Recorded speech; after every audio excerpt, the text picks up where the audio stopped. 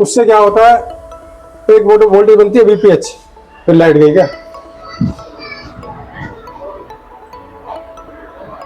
वो वोल्टेज क्या करती है, मेन पावर में जाती है, उसके बाद मेन पावर प्रोसेस करके अलग अलग वोल्टेज बनाती है अलग अलग सेक्शन के लिए, तो पूरा फोन क्या होता है उससे चलता है। इसमें हाई LDO, लो LDO, सारी बक्की वोल्टेज, ठीक है, वो सब बनती है उसके अंदर, इससे VPH से। तो सबसे पहले हम चेक करेंगे क्या हमारी 5 वोल्ट की लाइन, तो चेक करेंगे हमारी VPH की लाइन, ठीक है, इसमें वोल्टेज आ रही है कि नहीं आ रही। हाँ, लिख लो, ठीक है। अगर हमारी VPH बन रही है तो फिर ठीक है, नहीं बन रही तो फिर हमें देखेंगे शॉर्टिंग वगैरह है कि नहीं इसमें। अब शॉर्टिंग करेंगे, मैं चेक करके बताया था आपको, ठीक है। अब शॉर्टिंग क्या है चेक करनी है।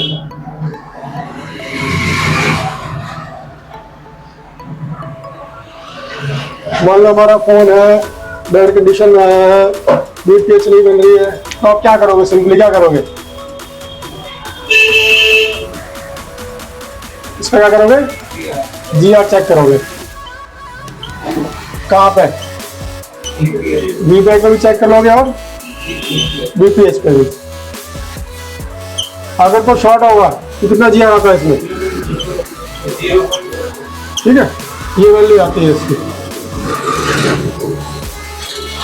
तो अगर शॉर्टिंग वाला केस है और आपका फोन डेड है तो इसमें GR, अगर इन लाइनों में GR इतना आ रहा है तो क्या है, ये या तो आपका VPH शॉर्ट है या फिर VPH शॉर्ट है।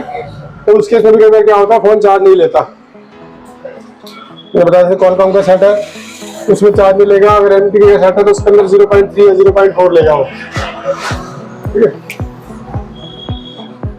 बट इसमें अगर आपका कॉलकॉम वाला फोन है और उसकी VPH शॉर्ट है, सॉरी MTK वाला शॉर्ट है, VPH शॉर्ट है, तो उसमें क्या होगा, एम्पियर नहीं लेगा। बट अगर VPH शॉर्ट है तो वो लेगा एम्पियर, उसमें 0.3 से लेकर 0.7 के बीच में इसमें रीडिंग आती है MTK वाले हैंडसेट में।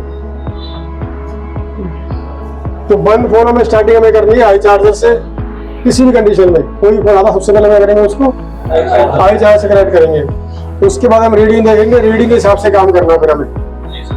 इसमें डायरेक्ट में क्या देखना है क्या नहीं देखना, वो आगे आगे स्टार्ट करते जाएंगे। पहले 5 वोल्ट देखनी है, 5 वोल्ट कंप्लीट है, VPH देखनी है, ठीक है।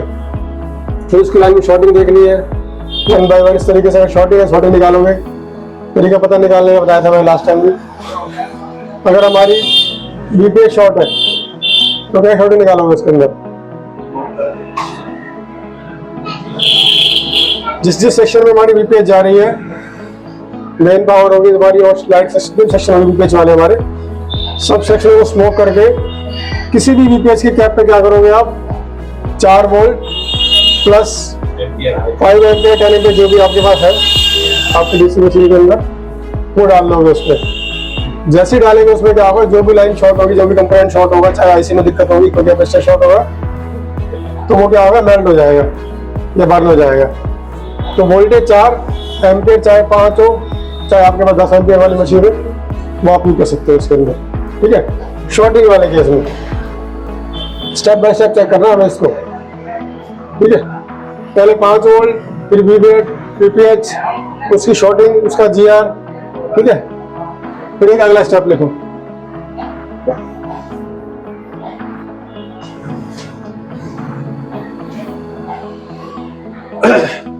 अगर आपके पास मान लो आया कोई कॉलकॉम का सेट है, ठीक है, कॉलकॉम का हैंडसेट है आपके पास और वो बंद आया है, ठीक है जी। आपने क्या किया, कनेक्ट किया हाई चार्ज पे,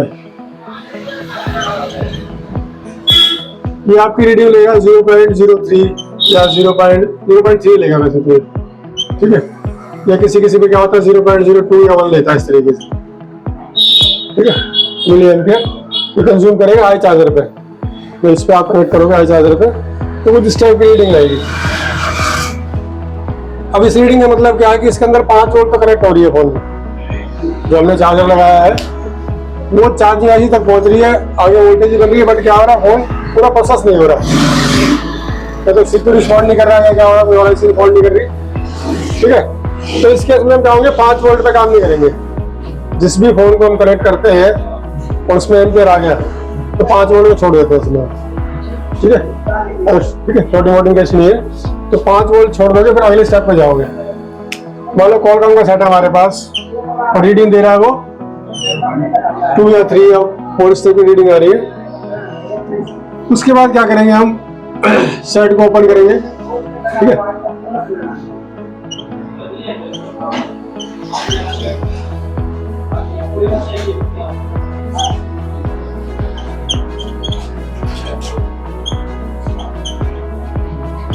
सेट को ओपन करेंगे, बैटरी कनेक्ट करेंगे, चार्जर लगाएंगे दोबारा से, फिर क्या करेंगे, बैटरी की लाइव वोल्टेज चेक करेंगे। मल्टीमीटर लिया, जहां भी बेट बनती है, मदरबोर्ड है ना हमारा, जैसे आप बैटरी लगाओगे यहाँ पर, ठीक है, यहाँ भी बेट का पॉइंट होता है। डीसी मोड में करेंगे, क्या करना है, इसको आपको चेक करना है, इस पर बैटरी बढ़ रही है कि नहीं बढ़ रही है।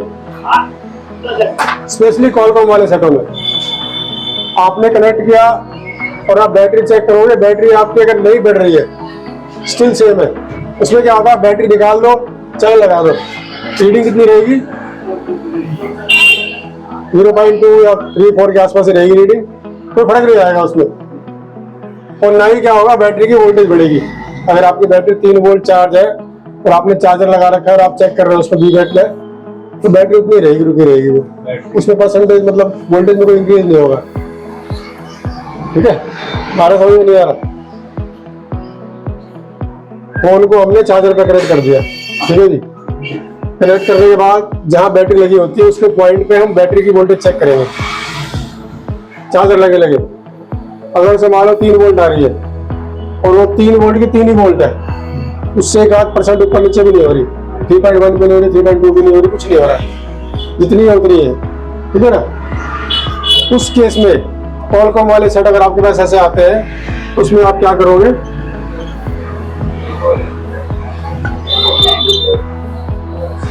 डायरेक्टली सीपीयू रिवॉल्व करोगे और कुछ नहीं करना तुम्हें इसके अलावा।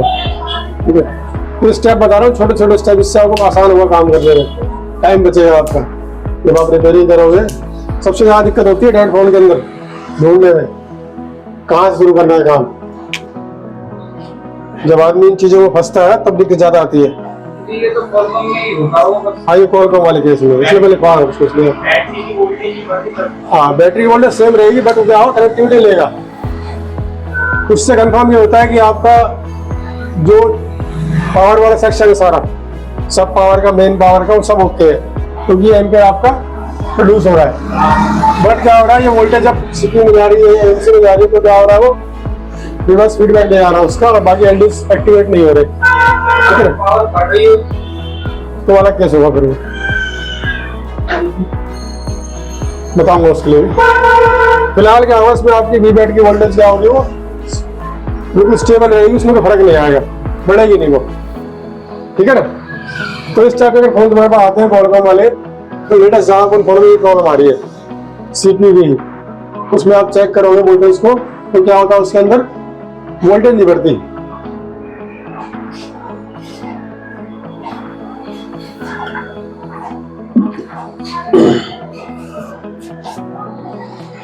ठीक है,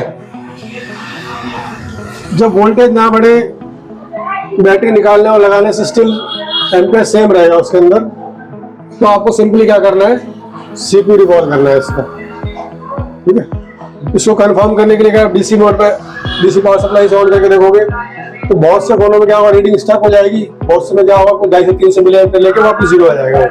इसे पावर बटन दबाओगे तो रीडिंग स्टक हो जाएगी एक जगह, तो भी सीपीयू है, और 250-300 मिली एम्पियर लेके वापस जीरो हो जाए तो भी सीपीयू है।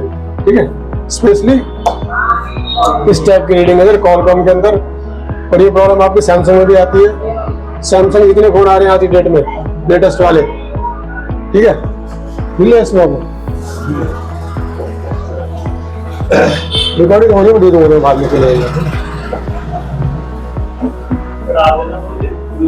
हाँ, और अगर आपके पास सैमसंग के फोन आते हैं, इसमें सैमसंग की बहुत दिक्कत आ रही है आज की डेट में। सैमसंग में आपके यहाँ फोन आते हैं, डेड कंडीशन में आते हैं, रीस्टार्ट में आते हैं, ठीक है, जितने भी आपके 5G वाले फोन आ रहे हैं, 5G वाले फोन जितने भी आ रहे हैं, अगर आपका वो बिल्कुल डेड है, आप चेक कर लोगे उसको इस तरीके से, रीस्टार्ट है, ठीक है। चौथा, वाईफाई नहीं चल रहा आपका, ब्लूटूथ नहीं चल रहा, इन सभी केसों में क्या है आपका CPU रिवॉल्व है, सब CPU होता है इसके अंदर। आज की डेट में 90-80% जो फोन आ रहे हैं सब में CPU प्रॉब्लम आ रही है, सारा सोल्यूशन CPU है ज्यादातर फोनों के अंदर। बट CPU करने के लिए आपको करना क्या पड़ेगा, हैंड स्किल इंप्रूव करनी पड़ेगी। जितनी प्रैक्टिस करोगे CPU निकालने की, लगाने की, रिवॉल्विंग की, ये काम तभी हो पाएगा। लगभग हर दूसरा फोन आज की डेट में ना CPU का ही होता है। आपने देखा होगा, मेरे पास जब मैं काम कर रहा हूँ ज्यादातर CPU कर रहा होता हूँ, मैं इसके लिए प्रैक्टिस चाहिए होती है, हैंड स्किल बहुत बढ़िया चाहिए, क्योंकि CPU में खराबी गुंजाइश नहीं होती। अगर आपने निकालते हुए गड़बड़ कर दी या लगाते हुए गड़बड़ नहीं होती, दिक्कत होती है निकालते हुए हमेशा। अगर आपने हाई टेम्परेचर कर दिया, CPU फूल गया या बोर्ड फूल गया या बहुत ज्यादा देखोगे अंदर से तो दिक्कत आती है। हाँ, कंपोनेंट वो भी कवर हो जाएंगे। दिक्कत होती है हीटिंग की, अगर ओवर हीट पे काम कर दिया आपने, ज्यादा टाइम तक काम कर दिया, तब दिक्कत ज्यादा आती है। Restart, dead, wifi, Bluetooth, restart, network, यहाँ तक कि नेटवर्क प्रॉब्लम, कल मैंने किया था फोन सैमसंग का M33 था, उसके अंदर नेटवर्क की दिक्कत थी। मैंने अपने वीडियो में डाल रखा, तुमने देखा होगा, नहीं देखा होगा बता देता हूँ मैं। सैमसंग के फोन में क्या हो रहा है, आप फोन को ऑन करोगे नेटवर्क नहीं आएगा, जैसे वाईफाई कनेक्ट करोगे उसमें कॉलिंग वॉलिंग सब होने लग जाएगी, वाईफाई ऑन करोगे नेटवर्क गायब हो जाएगा उसके फोन से, सिम के नेटवर्क, ठीक है। तो उस केस में भी CPU होता है इसके अंदर, CPU रिवॉल्व करो, प्रॉब्लम सॉल्व। मैंने पहले भी कर रखा है, वीडियो बना रखी है उसके बारे में, कल भी मेरे को फोन आया था, वो भी किया था मैंने, सेम कंडीशन में था। इसमें खुद ही बता रहे कस्टमर की वाईफाई कनेक्ट करो तो बात होती है, वाईफाई डिस्कनेक्ट कर दो तो क्या होता है, नेटवर्क चले जाते हैं फोन के। तो इस केस में आपको नेटवर्क सेक्शन नहीं छेड़ना, कुछ और काम नहीं करना, सीधा CPU रिवॉल्व कर रहे हैं। तो इसमें सबसे जरूरी काम होता है हमारी लाइन में क्या है, हैंड स्किल।